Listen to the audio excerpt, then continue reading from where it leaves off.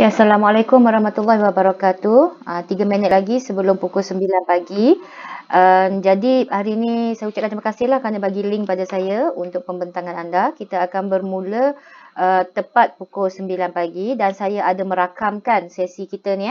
Jadi maksud rakaman tu nanti saya akan kongsikan di dalam macam biasalah YouTube dan saya bagi link kepada anda. Jadi pembentangan hari ini ni bila saya masuklah YouTube tu saya akan letak dia public. Jadi sebab tu saya suruh awak pakai lengkap kadang-kadang awak seolah-olah mengajar, jadi saya rasa sayang kalau saya tak kongsi apa yang awak ajar ni secara public lah. Maksud siapa-siapa boleh tengok apa yang awak ajar berdasarkan tajuk awak. Masa yang diperuntukkan ialah 30 minit paling maksimum untuk kedua-dua tajuk yang anda kena bentang pada hari ini.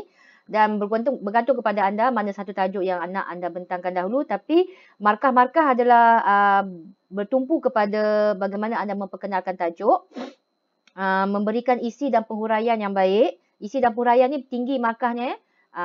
Isi dan penghuraian maksudnya bagaimana anda memberikan isi dengan baik, penghuraian yang sangat jelas.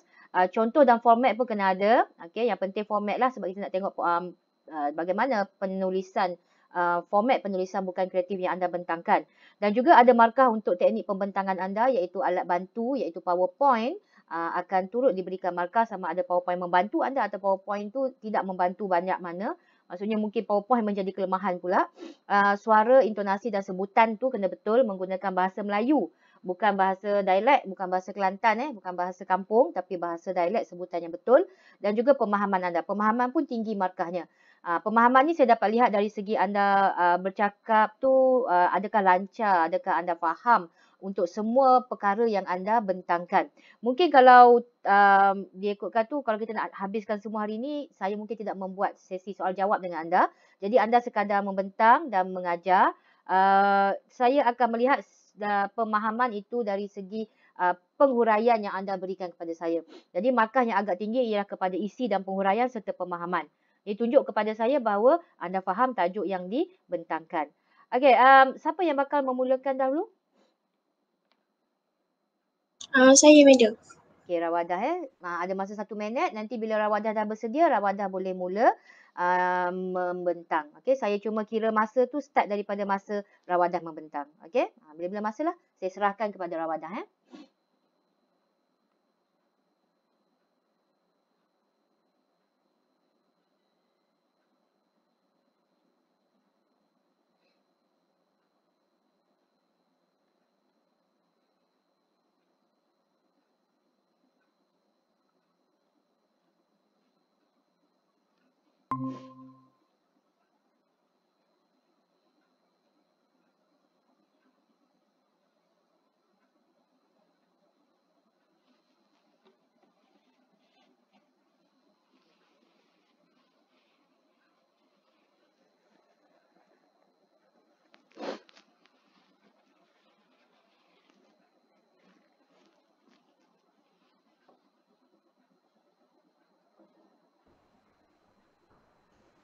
Boleh nampak ke?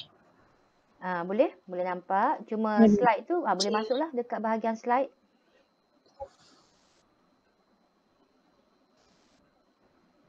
Tak nampak slide kau. Ya. Tak nampak slide. Awak kena buka slide tu. Awak minimize Google Meet. Lepas tu buka slide. Sekejap. Waktu present now awak select your entire screen. Ataupun a window tu sama, kalau a window tu terus klik dekat presentation awak tu. Kalau guna your entire screen dia boleh masuk dekat Google Meet dahulu. Baru masuk PowerPoint. Yes. Okey. Okey, bismillahirrahmanirrahim. Assalamualaikum warahmatullahi wabarakatuh. Nama Rawadah binti Arsyad. Nombor matrik 201000578. Okey, PowerPoint ini disediakan oleh saya dan pensyarah bagi subjek ini adalah Puan Siti Mastazah Mi'atun binti Long Tuan Kecil. Okey, tajuk pembentangan saya pada hari ini adalah berita dan laporan aktiviti. Kita akan masuk satu persatu. Yang pertama sekali adalah pendahuluan. Apa itu berita? Okey, berita adalah berita untuk menyampaikan sesuatu peristiwa atau kejadian yang telah berlaku. Okey, berita ni kita Kejap ya, macam Rawadah. Rawadah tolong buat okey. apa tu, present screen awak tu. Awak tekan dekat bawah belah kanan tu. Belah kanan dekat perkataan ENG bawah tu, belah kanan. Belah kanan awak sekali. ENG. English dekat jam bawah tu. Atas tu ada macam gambar cawan kan? Ada macam gambar, bukan klik yang tu. Gambar macam ada empat ni. segi. Tekan yang tu. Tekan yang tu. Okey, boleh. Awak nampak. Teruskan. Okey, kita mula balik. Okey, berita ni untuk menyampaikan sesuatu peristiwa atau kejadian yang telah berlaku. Okey, sehari-hari kita akan tahu berita apa yang akan disampaikan kepada kita. Contoh macam berita TV3, berita TV9 dan siaran-siaran lain yang akan memaparkan berita tentang kejadian apa yang berlaku pada hari tersebut. Okey, yang kedua adalah jenis berita yang akan disiarkan dalam akhbar berita ialah tentang berita sukan, berita semasa, berita tempatan, berita kemalangan dan lain-lain. Okey, seperti yang saya sebut tadi, jenis-jenis berita ni akan dipaparkan melalui kategori masing-masing. Okey, contoh kita akan contoh satu persatu adalah saya akan beri contoh berita tempatan. Okey, sekarang tentang contoh dekat Kelantan apa berita apa yang sedang terjadi, apa yang berita yang baru je terjadi dan itu juga akan disiarkan dan macam diberi highlight lah oleh pembaca berita tersebut untuk mengatakan apa yang sedang terjadi, contoh di Kota Baru, apa yang terjadi pada hari ini. Okey, yang tiga, format berita mempunyai tajuk, tempat dan tarikh, isi berita utama, huraian berita. Okey, tajuk berita. Tajuk berita sangat penting untuk pembaca tahu apa yang kita nak sampaikan. Tajuk apa? Tajuk ni bergantung kepada penulis berita sebab tajuk ni adalah salah satu format yang penting kerana tajuk berita ni boleh sama ada akan menarik pembaca ataupun tak untuk membaca berita kita ataupun untuk dengar apa yang kita sampaikan. Berita ni tajuk ni sangat-sangat penting. Okey, yang kedua adalah tempat dan tarikh. Tempat dan tarikh ni juga adalah untuk memudahkan orang ramai untuk tahu dekat dalam berita ni diorang cuba sampaikan tentang apa. Okey, berita tersebut dekat mana dan bila terjadi. Okey, yang ketiga adalah isi berita utama. Isi berita utama tentang poin utama adalah apa yang terjadi pada hari tersebut. Contoh, saya ambil contoh Kias mengadakan gotong royong pada hari tersebut. Okey, dan contoh saya sebagai penulis berita yang akan menulis berita tersebut tentang apa yang terjadi pada hari tersebut, pada hari kejadian. Dan poin utama kita kat situ adalah gotong royong. So isi utama, poin utama kat situ adalah gotong royong. So untuk benda lain, untuk benda-benda yang tak penting, saya akan ceritakan kemudian sebab highlight kita dekat situ adalah gotong royong. So isi berita utama adalah tentang gotong royong sahaja. Okay, huraian berita. Huraian berita mestilah menarik dan tidak ayat untuk huraian berita tu tak boleh terlalu padat. Takut nanti orang akan bosan, orang takkan baca cerita kita sampai habis, berita tu sampai habis. Okay. Yang keempat adalah penulis berita mesti memfokuskan tentang peristiwa yang terjadi, bila, tempat kejadian, siapa yang terlibat, apa kesudahannya. Okay. Untuk peristiwa yang terjadi, seperti saya bagi contoh tadi, Kias mengadakan kita ambil aktiviti lain, contoh macam pertandingan tilawah ke.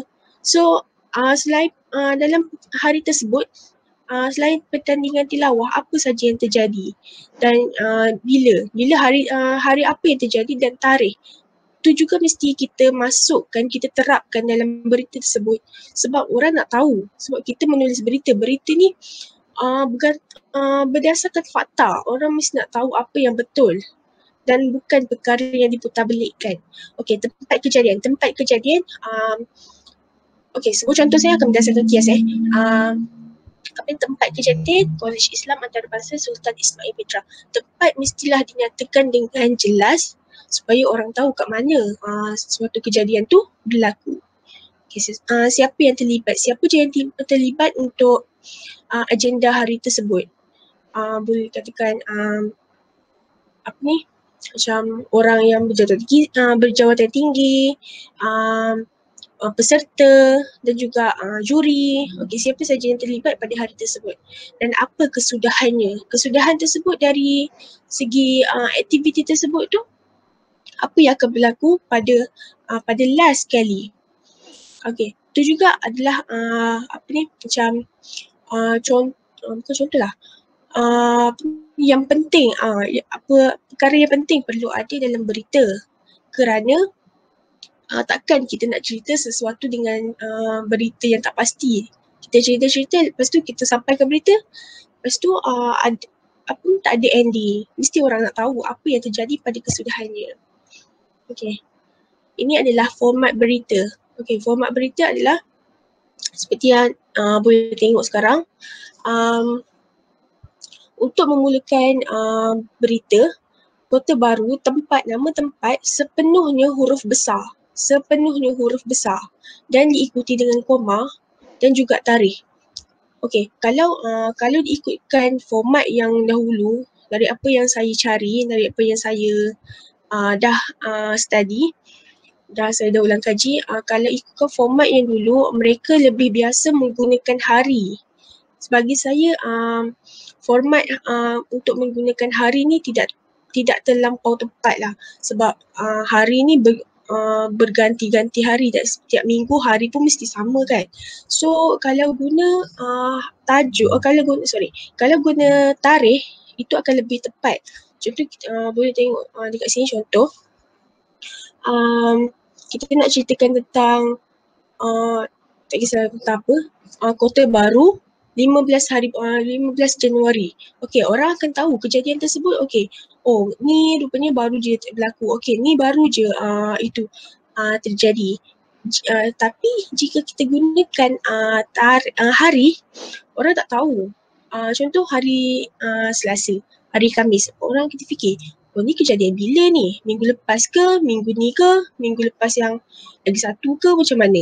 Orang akan tertanya-tanya bila hari tersebut, bila kejadian tersebut berlaku. Tapi jika kita menggunakan tarikh tu bagi saya lebih tepat. Dan sebab tarikh diikuti dengan dengan tahun. So macam orang akan lebih alert, orang akan lebih peka tentang kejadian semasa. Ini adalah berita. Sebenarnya saya cakap format berita utama penulisan tarikh lebih tepat berbanding hari. Format berita mengandungi apa? Menerangkan peristiwa yang berlaku dan persoalan berita. Siapa? Nama dijelaskan dengan lengkap termasuk gelaran dan usia. Untuk siapa ni, nama dijelaskan dengan lengkap. Tapi bagi saya kalau untuk berita yang berkaitan dengan contoh aktiviti dekat kampus ke, bagi saya usia tu tak payah letak pun tak kot, sebab bukan kita nak expose dekat orang luar juga. Mungkin ataupun boleh juga kalau nak masukkan, tapi bagi saya ini apa yang pendapat saya, bagi saya usia tu macam tak apalah kalau tak letak pun, tapi tak kisah. Bila menerangkan masa dan tarikh peristiwa berlaku. Macam saya cakap, masa dan tarikh ni sangat-sangat penting. Untuk tak semestinya kejadian hari ni lepas tu penulis berita terus tulis dan mengeluarkan surat khabar tu yang hari ni juga. Mungkin akan dikeluarkan besok. So tarikh dan masa tu sangat penting bila kejadian tersebut berlaku. Dan apa je yang berlaku. Mengapa? Sebab peristiwa berlaku. Kat sini mesti kita nak ada kronologi kejadian tersebut sangat penting dalam penulisan berita, sebab kita nak tahu apa yang terjadi step by step, dan kita nak tahu juga apa yang sebenarnya di sebalik penulisan berita tersebut. Di mana tempat kejadian ni juga sangat penting, sebab pembaca mesti nak tahu dekat mana contoh macam kampung sekian-sekian ke, orang nak tahu kejadian ni dekat kampung mana, mana tahu kampung tersebut adalah berdekatan dengan mereka ke. Okey, itu salah satu kenapa format berita ni perlu ada semua ni.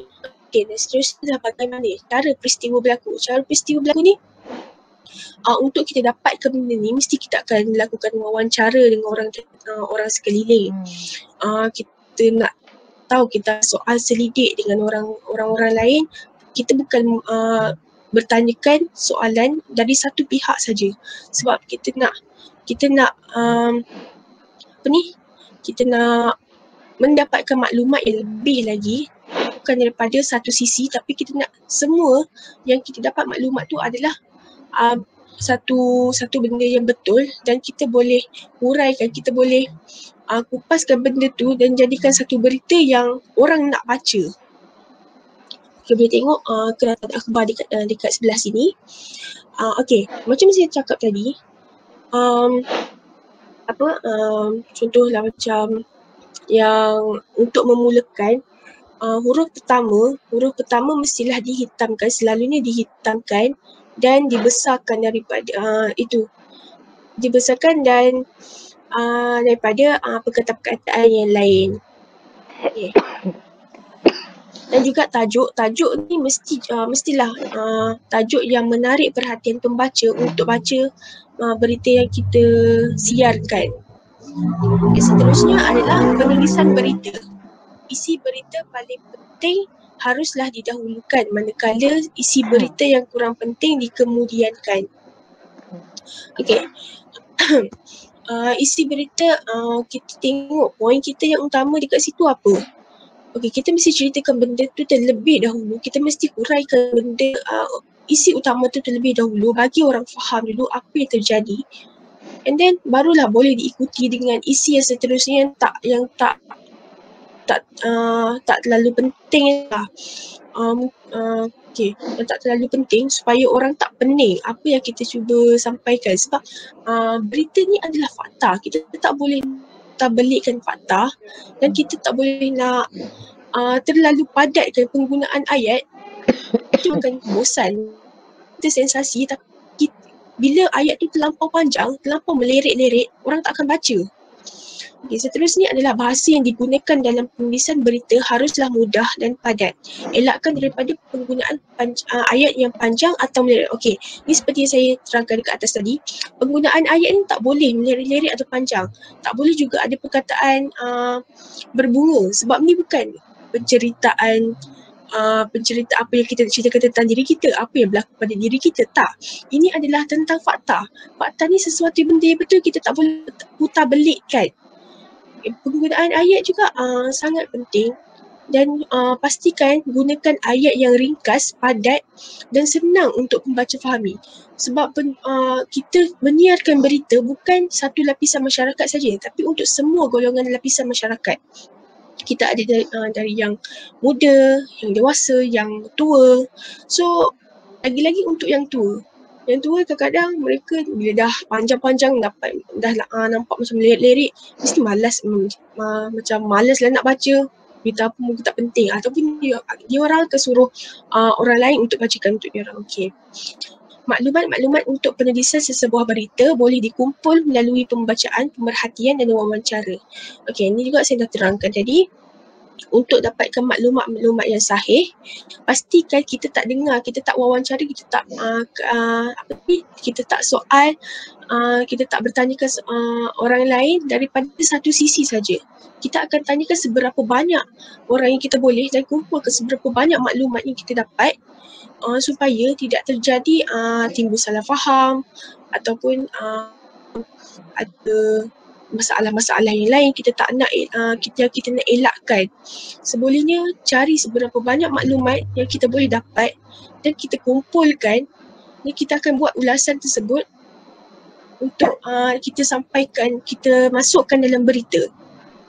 Okay. Semasa menulis karangan berita, anda harus mengingatkan 6 persoalan. Itu apa, siapa, bila, di mana, mengapa dan bagaimana. Okey, ini semua saya dah terangkan. Okey, boleh tengok contoh juga sebelah sini. Okay, yang ni tak menggunakan Tinggal 15 minit lagi. 15 minit lagi ya. Okay. Ni tajuk. Tajuk ni mungkin orang akan tanya-tanya. Tajuk ni mungkin 20,000 pelajar ni akan tamat belajar. Baguslah, mungkin ramai pasti graduan, fresh graduate. Tapi bila kita telusuri lagi lebih dalam apa yang cuba disampaikan, okay, sebenarnya tajuk yang kita tak semestinya tajuk tu adalah tajuk yang simple-simple. Kadang-kadang tajuk tu boleh menjadi tajuk yang dramatik. Okay.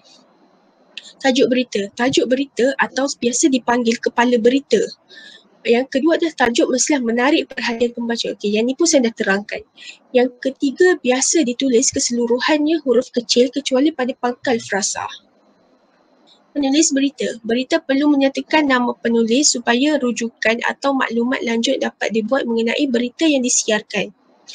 Tarikh dan masa berita. Setiap berita perlu menyatakan tarikh dan masa berita disiarkan. Dalam kes di mana terdapat banyak berita yang sama disiarkan, pembaca boleh menggunakan maklumat tarikh dan masa sebagai rujukan mengenai berita yang terkini. Isi atau badan cerita. Badan berita adalah penjelasan dan perinci peristiwa yang dimaklumkan. Seterusnya adalah berita yang efektif, boleh menarik perhatian para pembaca, ayat yang ringkas, padat dan mudah difahami. Okey, penutup. Penulis berita mestilah memasukkan moral tentang berita yang ditulis. Okey, macam kita tengok dalam berita TV3 atau TV9 dan TV lain, bila dah habis rancangan berita tersebut, dekat akhir-akhir tu mesti dia akan memasukkan moral story, moral daripada berita yang disampaikan oleh mereka. Okey, moral yang diberikan mestilah memberikan kesan kepada pembaca. Contoh penjagaan untuk wanita, jaga diri kat luar baik-baik. Okey, benda tu sebenarnya boleh dengan penyampaian berita, kita semua ni boleh tahu apa yang terjadi, apa yang terbaik untuk kita. So untuk tajuk berita saya habis kat sini. Okey, kita akan masuk kepada tajuk laporan. Laporan, apa itu laporan? Laporan adalah penulisan berformat yang ia juga melaporkan peristiwa yang dilihat atau didengar. Kita pasti jenis laporan boleh menggunakan teknik penyoalan, iaitu bila, siapa, mengapa, bagaimana dan di mana. Okey. Laporan adalah penulisan berformat. Sama juga untuk penulisan-penulisan yang lain, semua mesti ada format masing-masing. Okey, untuk menulis ni kita mestilah berpandukan format supaya apa yang kita tulis tak lari dan mudah untuk difahami. Okey. Melaporkan peristiwa yang didengar atau dilihat atau didengar. Okey, kita nak buat laporan mestilah berdasarkan dari apa yang kita tengok, dari apa yang kita dengar. So dari situ kita boleh membuat kesimpulan. Okey, kita boleh membuat satu ringkasan dan selepas tu kita boleh buat wawancara dekat orang lain apa yang terjadi pada hari tersebut untuk kita tahu lebih lanjut. Okey, kenal pasti jenis laporan. Jenis laporan ni terdapat banyak jenis laporan, sama ada laporan aktiviti, laporan tentang lawatan ke suatu tempat dan sebagainya. Okey, boleh menggunakan teknik penyoalan. Teknik penyoalan ni saya akan terangkan sebentar lagi. Okey, yang pertama, bila, masa atau tarikh hari kejadian. Yang kedua, siapa yang turut terlibat. Okey, yang ketiga, di mana, tempat atau lokasi kejadian. Yang keempat, mengapa, apa sebab menjalankan aktiviti tersebut. Yang kelima, bagaimana, merujuk kepada bagaimana pencapaian aktiviti yang dilakukan. Boleh tengok ini adalah rangka format laporan. Rangka format laporan yang pertama mestilah kena ada tajuk. Tajuk tu sangat-sangat penting. Yang kedua adalah perenggan, pendahuluan perenggan satu, isi satu dekat perenggan kedua, isi kedua perenggan ketiga, isi ketiga perenggan keempat, isi keempat perenggan kelima, penutup, tarikh, pengakuan pelapor, tanda tangan pelapor, nama pelapor jawatan, nama persatuan, nama sekolah. Okey, ini apa yang perlu ada dalam format. Tajuk laporan. Tajuk laporan ditulis dalam huruf besar setiap awal kata.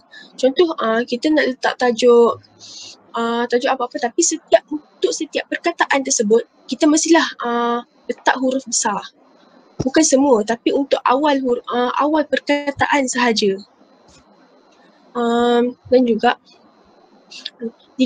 kata awal digarisi. Tajuk ni mestilah dekat bawah tajuk mestilah bergaris untuk kita tahu untuk itu memang dah format dia untuk kita tahu ni tajuk untuk laporan tersebut.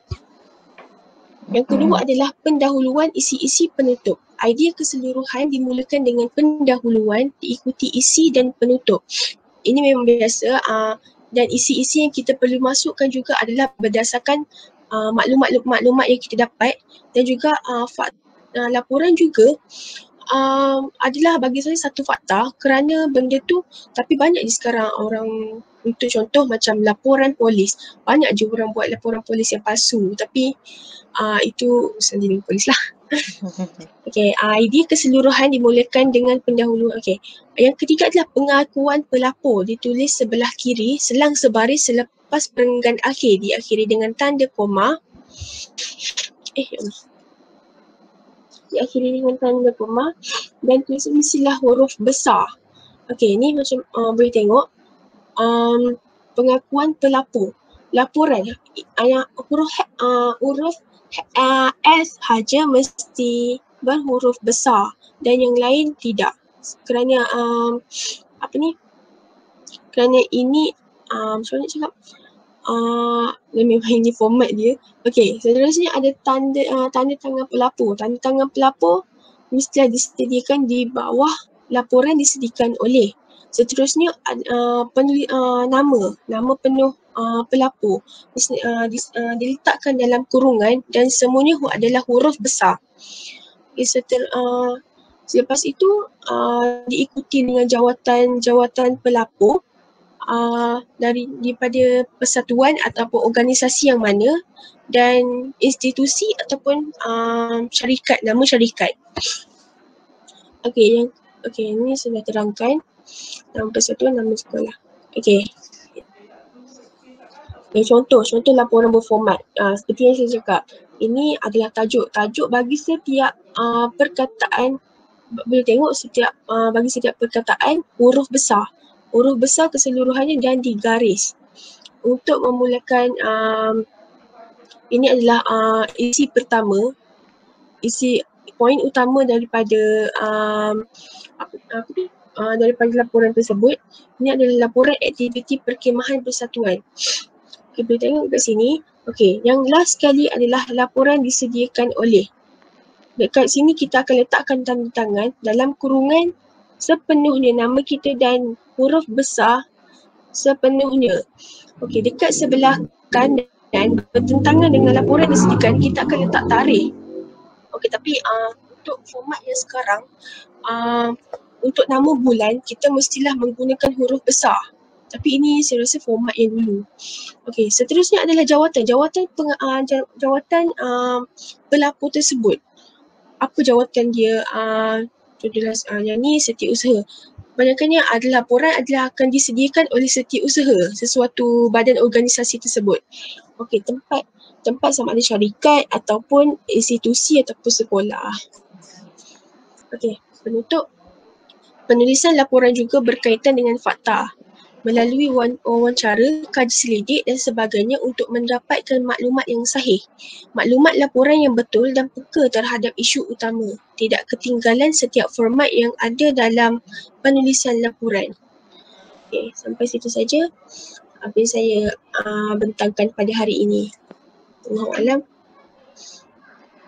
Baik, terima kasih Rawadah. Satu pembentangan yang sangat berinformasi dan juga saya pun agak berpuas hatilah dengan pembentangan Rawadah sebab dari segi komen yang saya tulis ni, awak menunjukkan pemahaman kepada tajuk yang sangat tinggi. Betul-betul faham tajuk yang dibentangkan, bagus. Anda sebenarnya ada 5 minit lagi, tak apa. Dan juga penghuraian isi pembentangan Rawadah sangat jelas. Dan tak banyak kesalahan dalam penerangan. Yang saya suka ialah Rawadah memberikan perbandingan antara format lama dengan format yang terkini. Baguslah sebab ada setengah-setengah tu bila kita buat rujukan, kenapa format macam ni, kenapa format macam ni, apa beza dan sebagainya kan. Tapi bagus kerana penerangan itu diberikan Contoh dan format adalah tepat dan diberikan dengan penjelasan yang sangat-sangat baik dan pembentangan rawadah sangat tersusun dan sistematik. Jadi saya faham dan boleh follow dengan baik. Okey, terima kasih banyak rawadah atas pembentangan anda. Nanti markah saya akan beritahu anda dalam WhatsApp lah secara personal. Okey, Aisyah pula saya serah. Sama-sama. Saya serah kepada Aisyah untuk pembentangan seterusnya.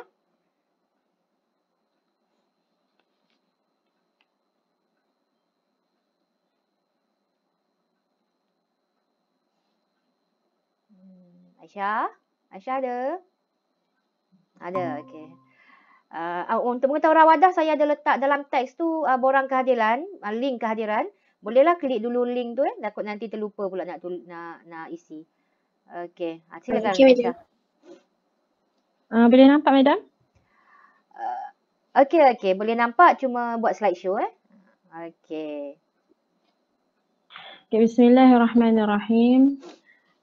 Nama Siti Aisyah Khairiah binti Mat Razali, nombor matrik 201000572. Hari ini saya nak bentang dua tajuk. Tajuk yang pertama, surat panggilan mesyuarat dan minit mesyuarat. Definisi surat mesyuarat. Alat komunikasi yang digunakan untuk berhubung antara satu sama lain secara formal dan terkawal bagi menjalankan pelbagai fungsi pengurusan dan pentadbiran. Tujuan surat rasmi, menghasilkan surat rasmi dengan format dan bahasa yang sesuai. Kepentingan, penulisan surat rasmi penting kepada semua lapisan masyarakat sebagai bukti sebagai bukti yang sah di sisi undang-undang. Ciri-ciri utama surat rasmi, bukan bersifat peribadi, sebaik-baiknya menyampaikan satu perkara sahaja, mengikut format yang telah ditetapkan, penulisan yang kemas dan lengkap, mesej tepat dan jelas, laras bahasa, tata bahasa dan sistem yang betul. Prosedur surat rasmi. Surat rasmi ada banyak jenis. Antara jenis-jenis surat rasmi iaitu surat rayuan, bantahan, makluman, arahan, perhargaan, ucapan, tahniah atau takziah, perakuan, jemputan, pesanan, cadangan atau cadangan dan perjanjian. Struktur surat rasmi. 4 komponen utama yang ditulis mengikut urutan. Yang pertama, kepala surat. Logo jabatan atau agensi, nama agensi kena huruf besar, alamat pengirim juga kena huruf besar, rujukan tuan atau kami, tarikh, nombor telefon rasmi jabatan, nombor faksimili, alamat email jabatan, laman web jabatan. Nombor telefon rasmi jabatan, nombor faksimili, alamat email dengan laman web tu kita boleh letak di tepi atau di tengah. Boleh tengok contoh ada di bawah. Yang kedua itu pengenalan surat rasmi. Jawatan penerima dan alamat, jawatan dan nama UP untuk perhatian jika ada, melalui dan salinan oleh nama jabatan dan alamat jika perlu, panggilan hormat tuan dan puan, tajuk, perkara, kena bold atau garis. Laluan dan salinan oleh nama jawatan dan alamat jika perlu tu boleh tengok contoh di tepi. Dia alamat di atas, tapi kalau kita dah ada nak melalui atau salinan siapa, kita boleh tengok, kita boleh letak dekat bawah alamat tu. Lepas tu contoh pengenalan surat rasmi kita boleh tengok dekat contoh di bawah. Alamat penerima. Alamat penerima ni dia ikut atas jawatan. Jawatan apa yang kita nak hantar surat rasmi tu.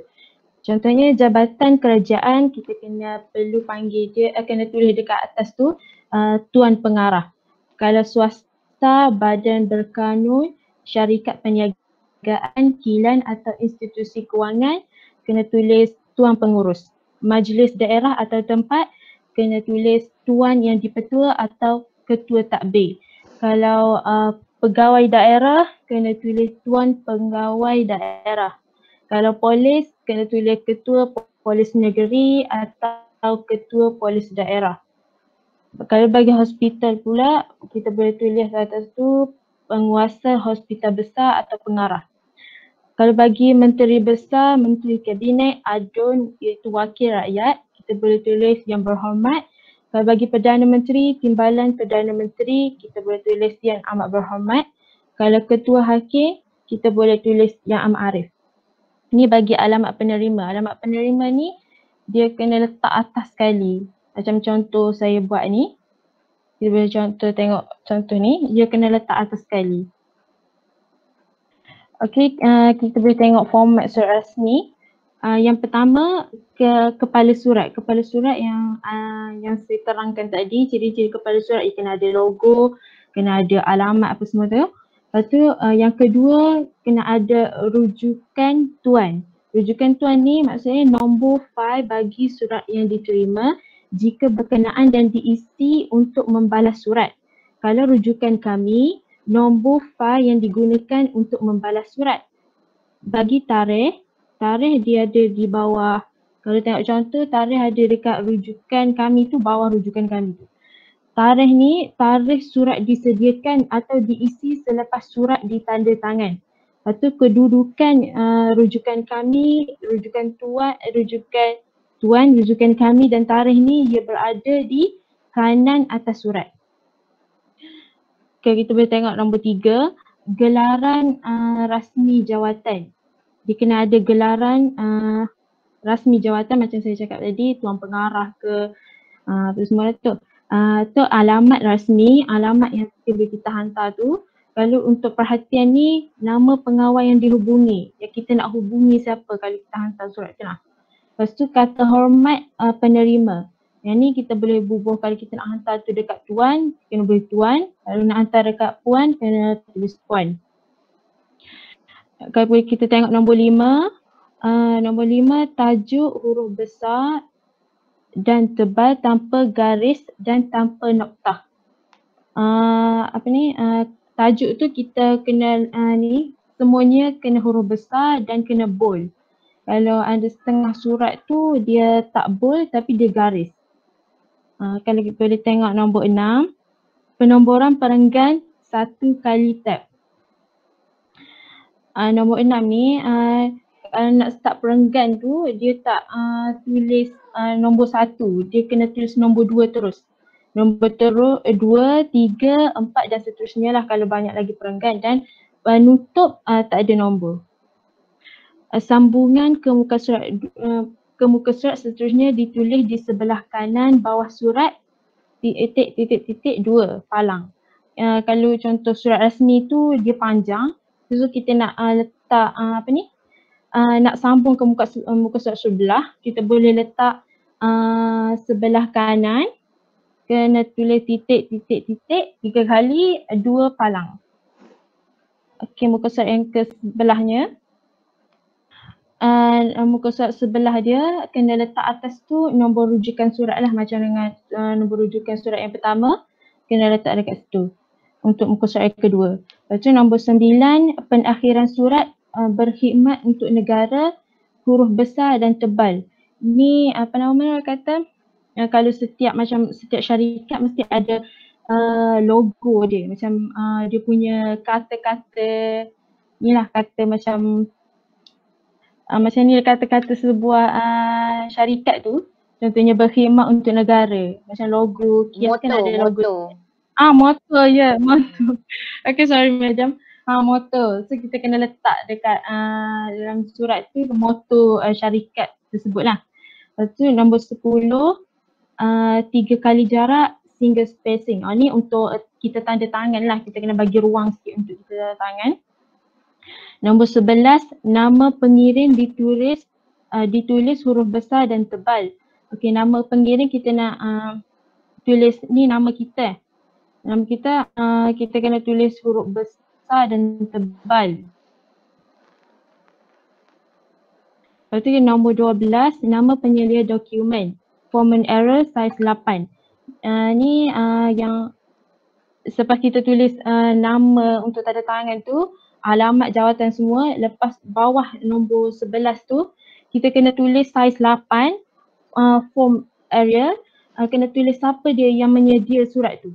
Contoh kalau saya yang tulis surat tu, so kena tulis nama saya situ. Nombor 3, muka surat kedua di bahagian tengah bawah surat nombor 2. Okey.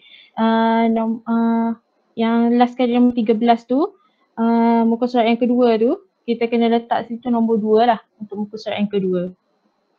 Isi kandungan surat from area saiz 12 atau 14 hingga 14, jarak single hingga 1.5, kedudukan teks seimbang, rata kiri dan kanan, justify. Kandungan surat rasmi, yang saya tunjuk tadi, format dia. Yang keempat pula, penutup surat rasmi tanpa nombor. Dia tak perlu ada nombor, biasanya diakhiri dengan sekian, terima kasih atas sekiranya ucapan terima kasih diletakkan di dalam perenggan harapan, tidak perlu diulang dalam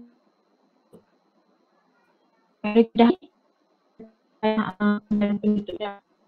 5 prinsip penulisan rasmi. Yang pertama, betul dari segi ejaan, betul dari segi laras bahasa, betul dari segi teknik bahasa, betul dari segi format penulisan.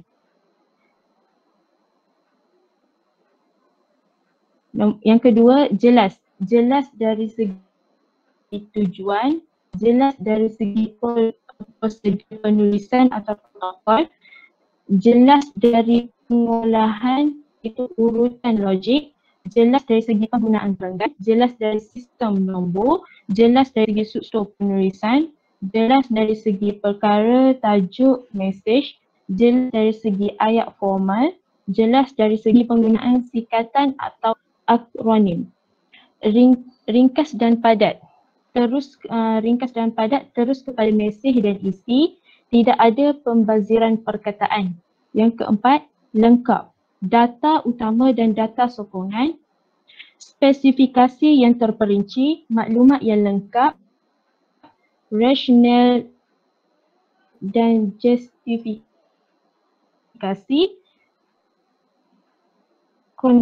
konstruktif.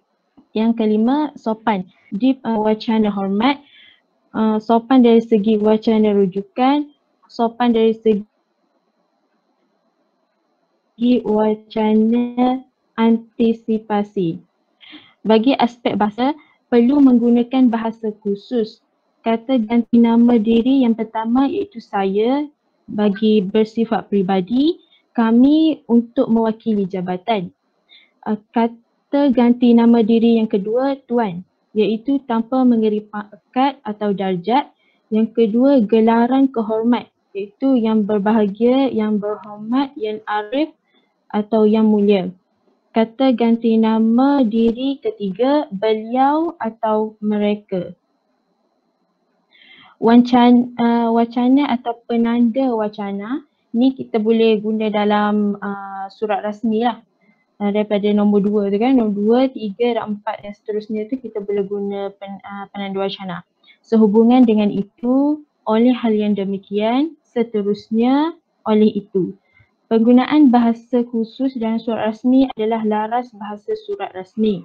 Dalam penulisan surat, kita sering menggunakan rujukan ganti nama yang pertama, yang kedua dan ketiga. Penggunaan ganti nama dalam penulisan surat rasmi dan tidak rasmi adalah berbeza. Kalau tidak rasmi, kita menggunakan saudara, saudari dan sebagainya. Kalau bagi surat rasmi, kita menggunakan tuan, puan. Ni kesalahan lazim dalam penulisan surat rasmi. Ejaan email, E-M-E-L adalah yang betul. Kalau E-M-E-L atau E-M-A-I-L adalah salah. Ejaan bagi S, titik, K, titik adalah betul. S-K salah. S-K, titik, salah. S, palang K pun salah.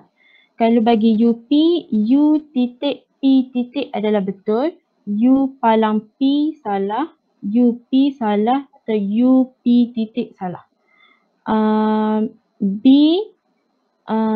titik B titik P titik adalah betul. B palang P salah. BP titik pun salah. Ni bagi dalam kesalahan lazim lah dalam surat rasmi. Ada 15 minit lagi ya Aisyah.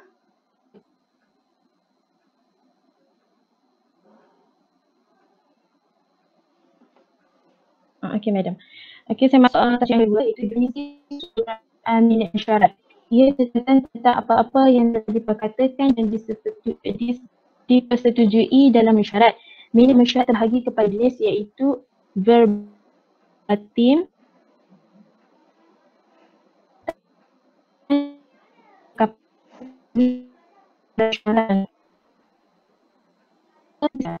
perkara yang ditimbulkan dalam mesyuarat. Okey, ini format. Sebelah nama mesyuarat kita kena letak bilangan atau tahun mesyuarat tu.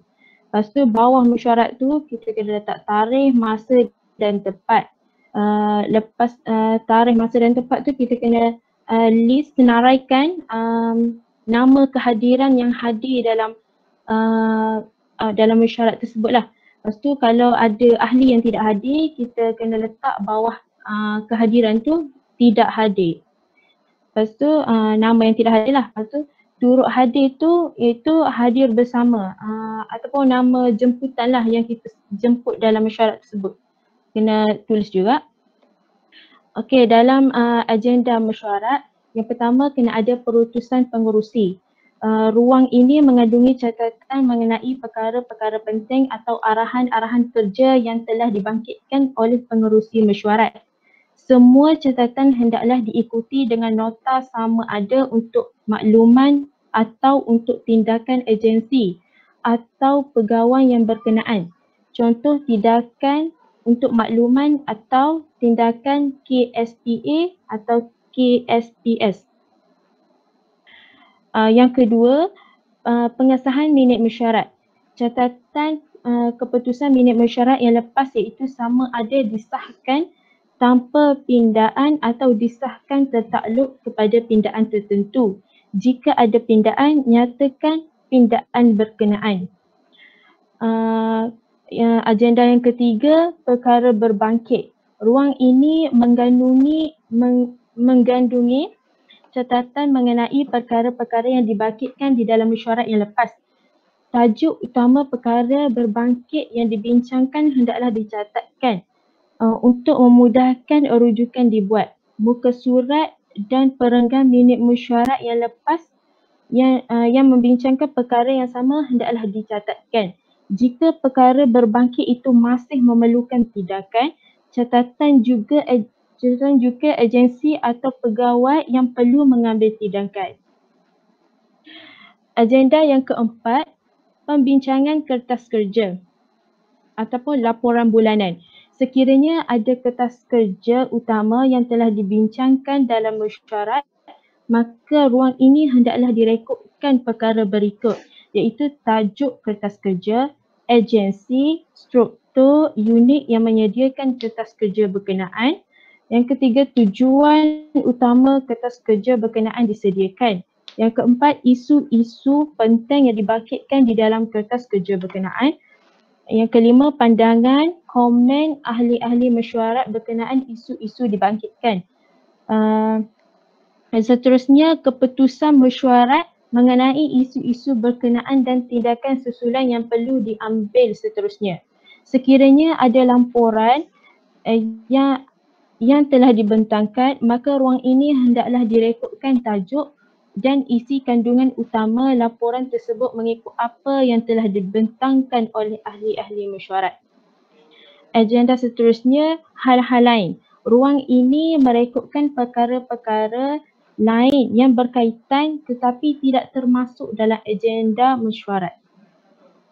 Bagi penutup, ruang ini merekodkan perkara-perkara seperti ucapan penghargaan dan terima kasih pengerusi mesyuarat, tarikh mesyuarat berikutnya, catatan mengenai masa mesyuarat tamat atau ditangguhkan.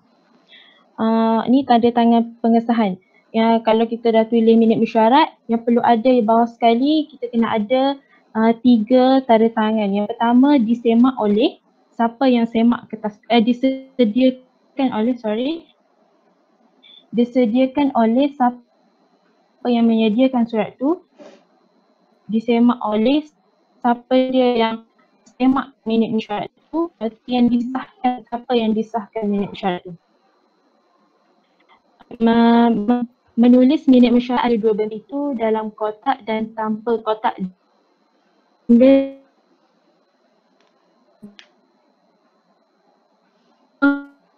Diletakkan di sebelah kanan jalan akhir, sekiranya diletakkan di bawah teks atau perkara yang berkenaan. Contoh yang dalam kotak ni, tindakan dia ada di sebelah kanan, hujung sekali. Kalau tanpa kotak, dia bawah teks. Lepas kita tulis dia punya ni, bawah sekali tu kita kena ada tindakan. Kesalahan ejaan dalam minit mesyuarat. Contohnya, mesyuarat ditangguhkan pada pukul 12.30 tengah hari. Kesalahan ni adalah tengah hari. Tengah hari ni perlu dijarakkan. Pembetulan dia adalah mesyuarat ditangguhkan pada pukul 12 tengah hari. Tengah hari dijarakkan. Contoh yang kedua, kesalahan yang kedua, Puan A memaklumkan table of contents telah dikemaskini mengikut mesyuarat yang lepas. Kesalahan di sini adalah dikemaskini. Pembetulan dia adalah dikemaskini ni dijarakkan. Puan A memaklumkan bahawa table of contents telah dikemaskini mengikut mesyuarat yang lepas. Kesalahan tanda baca minit mesyuarat. Contoh, pengerusi memulakan mesyuarat dengan bacaan Al-Fatihah dan mengucap terima kasih kepada ahli mesyuarat yang hadir. Kesalahan dalam ayat ni adalah Al-Fatihah. Patutnya al tu huruf kecil sebab dia duduk di tengah ayat. Kalau di depan mula ayat baru al tu jadi besar. Jadi pembetulan dia adalah pengerusi memulakan mesyuarat dengan bacaan Al-Fatihah dan mengucapkan terima kasih kepada ahli mesyuarat yang hadir. Kesalahan ayat minit mesyuarat. Contoh, pengerusi turut memaklumkan bahawa kehadiran Pesuruhjaya di mesyuarat Suruhanjaya tidak perlu dilaporkan ke dalam laporan tahunan 2017. Pembetulan dia adalah pengerusi turut memaklumkan bahawa kehadiran Pesuruhjaya ke mesyuarat Pesuruhjaya tidak perlu dimasukkan ke dalam laporan tahunan 2017. Contoh yang kedua, kesalahan yang kedua, majlis sambutan Hari Raya Aidilfitri, mesyuarat diberi makluman bahawa sambutan Majlis Hari Raya Aidilfitri 2017 akan diadakan selepas Hari Raya ketiga dan mesyuarat khas mengenai perkara tersebut hendaklah diadakan dan dipengerusikan oleh pengurus besar. Pembetulan dia adalah Majlis Hari Raya Aidilfitri. Majlis Hari Raya Aidilfitri 2017 akan diadakan selepas Hari Raya ketiga dan mesyuarat khas mengenai perkara tersebut hendaklah diadakan dan dipengerusikan oleh pengurus besar. Penulisan makluman dia, penulisan lebih ringkas dan mudah dipahami. Kita kena tulis ayat yang ringkas dan mudahlah untuk dipaham lah. Kesalahan kehadiran minit mesyuarat. Contoh kehadiran Dr. Hasni binti Amir Shah. Yang kedua, Encik Muhammad Nabil bin Hasim. Kesalahan pembetulan dia, kesalahan yang ada di sini adalah ringkas kalau kita nak ringkaskan ayat, kita mesti kena ada titik. Kesalahan dia macam dekat binti, BT, sepatutnya kena ada titik di sebelah T sebab dia ringkaskan BT tu. Jadi pembetulan dia adalah Dr. Hasni titik Amir Shah. Yang kedua, Encik Muhammad titik Nabil B titik Hasim. Itu adalah pembetulan yang betul. Kesalahan frasa minit mesyuarat. Contoh kata-kata aluan pengerusi atau kata aluan pengerusi. Oh, Frasa yang betul ialah kata-kata kata alu-aluan. aluan pengerusi. Perkataan di atas timbul daripada perkataan mengalu-alukan yang bermaksud menyambut ketibaan seseorang atau menyambut baik sesuatu yang diberikan sesuatu seperti bantuan, tindakan dan sebagainya. Frasa di atas juga boleh ditulis dengan frasa yang sinonim dengannya, iaitu perutusan pengerusi atau ucapan pengerusi. Mesyuarat mengambil makluman tentang cadangan untuk meletakkan banner dan template di ruang lega aras 13 Jabatan A. Pembetulan dia adalah mesyuarat mengambil makluman tentang cadangan untuk meletakkan banner dan risalah template di ruang lega aras 13 Jabatan A. Itu sajalah pembentangan saya pada hari ini. Saya akhiri dengan sekian, terima kasih. Baik, sekian, terima kasih banyak-banyak. Ada berbaki 5 minit lagi. Baik, untuk pembentangan Aisyah, kalau secara komen yang saya boleh berikan ialah di awal pengenalan tadi tu, awal pengenalan tentang surat rasmi, kurang penjelasan dekat situ. Maksudnya Aisyah sekadar baca secara direct yang mula-mula awal waktu penulisan surat rasmi. Bila dah masuk bahagian format baru Aisyah fokus kepada penjelasan di bahagian format. Jadi kurang sikitlah bahagian penjelasan di dalam pengenalan. Kemudian ada kekurangan sikit huraian yang membantu dalam pemahaman pendengar pada pengenalan tajuk. Samalah yang mula-mula tadi tu memang Aisyah sekadar baca sahaja. Jadi kurang penghuraian di situ menyebabkan ada beberapa perkara yang mungkin tidak jelas kepada pembaca atau pendengar yang mendengar di bahagian permulaan tadi. Bila belakang tu barulah Aisyah dapat momentum dia, Aisyah barulah menjelaskan secara penjelasan yang lebih baik kepada pendengar. Lepas tu PowerPoint, okey, PowerPoint bagus, jelas. Jelas sangat dengan tulisan font yang sangat jelas.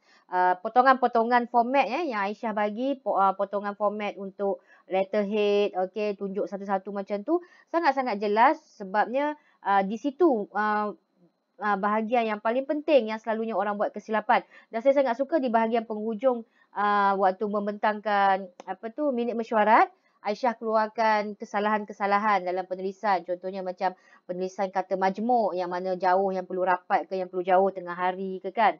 Bagus juga sebenarnya, itu satu informasi yang tambahan kepada mereka yang masih belum, bukan tak tahu, mereka yang tak sedar. Dah biasa menulis tapi tak sedar benda tu. Saya pun macam baru, oh ya ke, kata majmuk tu. Satu info yang sangat menarik dan sangat membantu. Kemudian beberapa kesalahan lagi dalam penulisan, contohnya macam penggunaan titik untuk bin dan benti. Ramai sebenarnya memang dalam kalangan penulis, bila menulis bin dan benti, bila disependekkan, dia letak B sahaja. Benti dia letak BT sahaja, tak ada titik kat tepi tu. Jadi kadang-kadang kalau kita menulis kepada orang yang pakar, memang mereka tegurlah bahagian-bahagian yang kena titik. Macam doktor kena DR titik. Kalau tuan TN titik. Kalau haji HJ titik. Jadi pihak-pihak yang tahu bahagian-bahagian penulisan dengan betul, mereka akan dapat detect, dapat tahu, dapat pastikan bahawa oh yang ni salah dan sebagainya. Jadi bila Aisyah keluarkan kesalahan-kesalahan tadi tu, menunjukkan bahawa dalam minit mesyuarat, kesalahan-kesalahan itu patut dielakkan. Sebab minit mesyuarat ialah rekod dokumentasi rasmi yang disimpan untuk rujukan pihak-pihak yang akan datang.